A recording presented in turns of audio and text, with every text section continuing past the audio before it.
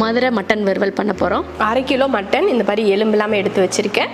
கொஞ்சம் மஞ்சள் தூள் சேர்த்துடலாம், கொஞ்சமாக தண்ணி, அடுத்து உப்பு. ஒரு 5 விசில் விட்டு ஆஃப் பண்ணிக்கலாம். மசாலா வறுத்துக்கலாம். அதுக்கு ஒரு 1/2 ஸ்பூன் மல்லி சேர்த்துட்டு, சோம்பு ஒரு 1/4 ஸ்பூன், சீரகமும் 1/4 ஸ்பூன், அடுத்து 1 ஸ்பூன் மிளகு, ஒரு பட்டை, ஒரு ஏலக்காய், ஒரு கிராம்பு. இப்போ இதை வறுத்துடலாம். இந்த மாதிரி கருக விடாமல் வறுத்து ஆற வச்சு பவுடர் பண்ணிக்கலாம். மட்டன் தாளிக்கிறதுக்கு ஒரு கடாய் வச்சு எண்ணெய் ஊற்றிக்கலாம். எண்ணெய் காஞ்சதுமே ஒரு 1/4 ஸ்பூன் அளவுக்கு சோம்பு, ஒரு கையளவுக்கு தேங்காய், கொஞ்சமாக முந்திரி பருப்பு உங்களுக்கு இஷ்டம்னா சேர்த்துக்கோங்க. எவ்வளோ உங்களுக்கு பிடிக்குமோ அந்த அளவுக்கு முந்திரி பருப்பு சேர்த்துக்கோங்க. நீங்கள் இந்த தேங்காயும் முந்திரி பருப்பும் எண்ணெயில் வறுக்கிறது பிடிக்கல அப்படின்னா நீங்கள் கடைசியில் இறக்க போகிறதுக்கு முன்னாடி கூட நீங்கள் மேலே தூவி விட்டு இறக்கிக்கலாம். இல்லை இந்த மாதிரி வறுத்து சேர்த்தா பிடிக்கும் அப்படின்னா நீங்கள் இந்த மாதிரி வறுத்துக்குங்க. ஆனால் வறுத்து சேர்க்குறது நல்லா தான் இருக்கும். அடுத்து ஒரு 150 கிராம் அளவுக்கு சின்ன வெங்காயம், கருவேப்பிலை சேர்த்து வதக்கிடுவோம்.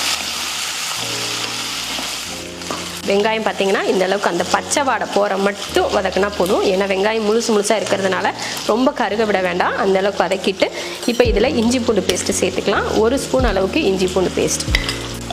அடுத்து மிளகாத்தூள் 1 ஸ்பூன், காரத்தை பொறுத்து மிளகாத்தூள் சேர்த்துக்கோங்க. கூட மட்டனும் வேக வச்ச மட்டனை மட்டும் தனியாக எடுத்து சேர்த்துக்கலாம். சேர்த்து கலந்துருவோம். மசால் கூட மட்டன் போட்டு நல்லா ஒரு 2 நிமிஷத்துக்கு இது போல் கலந்து விட்டு வேக வச்ச தண்ணியை சேர்த்துக்கலாம். அவ்வளோதான், சேர்த்தாச்சு. இப்போ இந்த தண்ணி வத்துறது மட்டும் இதை வேக வச்சிடலாம். அதுக்கப்புறமா நம்ம பவுட்ரு பண்ண மசாலாவை சேர்த்துக்கலாம். தண்ணி வத்துற வரைக்கும் மூடி வச்சு வேக விட்டுறலாம். பார்த்திங்கன்னா தண்ணியெல்லாம் நல்லா வற்றி இந்த மாதிரி கொஞ்சம் கம்மியாக அந்த மாதிரி ஈரப்பதம் இருக்கிற டைமில் நம்ம பவுட்ரு பண்ணோம் இல்லையா, அந்த மசாலாவை இதில் சேர்த்துக்கலாம்.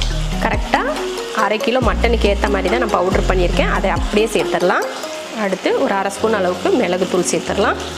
கொஞ்சம் கருவேப்பிலை, மல்லித்தலை, ஒரு 2 பச்சை மிளகாய் சேர்த்து அடுப்பை சிம்மில் வச்சு கலந்து விட்டுருவோம். கலந்து விட்டு ஒரு 30 செகண்ட் மூடி வச்சு அதுக்கப்புறம் எடுத்துக்கலாம். அவ்வளோதான், பார்த்திங்கன்னா அருமையான மட்டன் வறுவல் ரெடி. இந்த மாதிரி ஒரு மட்டன் வறுவல் செஞ்சு கொடுத்தீங்கன்னா யார் தான் வேணான்னு சொல்லுவாங்க. ட்ரை பண்ணி பார்த்துட்டு எப்படி இருக்குன்னு சொல்லிட்டு கண்டிப்பாக சொல்கிறீங்க.